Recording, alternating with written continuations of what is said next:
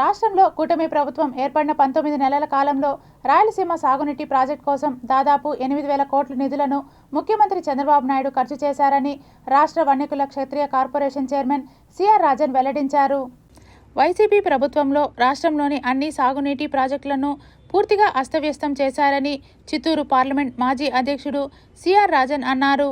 మంగళవారం ఆయన నివాసంలో ఏర్పాటు చేసిన విలేకరుల సమావేశంలో మాట్లాడుతూ రాష్ట్రంలోని తెలుగుదేశం పార్టీ ప్రభుత్వం ఏర్పడిన తర్వాత రాయలసీమలోని అన్ని సాగునీటి ప్రాజెక్టులు, చెరువులు జలకలతో కలకలలాడుతున్నాయని, హంద్రి నీవా పనుల కోసం 3,800 కోట్లు ఖర్చు చేశారని, అదేవిధంగా వైసీపీ ప్రభుత్వంలో 5 ఏళ్ల కాలంలో 102 సాగులను ప్రాజెక్టులను రద్దు చేసిన ఘనత మాజీ ముఖ్యమంత్రికే దక్కుతుందని ఎద్దేవా చేశారు. మాజీ మంత్రి అంబటి రాంబాబు సీఎం చంద్రబాబు నాయుడుపై చేసిన వ్యాఖ్యలను ఆయన తప్పుపట్టారు.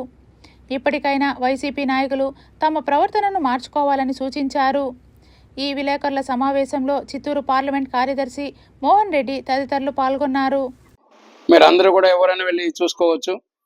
ఒక దొంగ అన్నట్టుగా వైఎస్ఆర్సీపీలో జగన్మోహన్ రెడ్డి కానీ ఆయన అనుయాయులు కానీ నీటిపారుదల తరలించలేదు చేయలేదని ఒక దొంగ నాటకానికి తెరలేపారు. ఇదంతా కూడా ప్రజలు గమనించాలని ఇది మా విజ్ఞప్తి. తెలుగుదేశం పార్టీలో నారా చంద్రబాబు నాయుడు గారు, కూటమి ప్రభుత్వంలో అలాగే మిగిలిన పవన్ కళ్యాణ్ గారు, లోకేష్ గారు అందరూ కూడా ప్రతి సమస్య మీద ఈరోజు పోరాడుతున్నారు.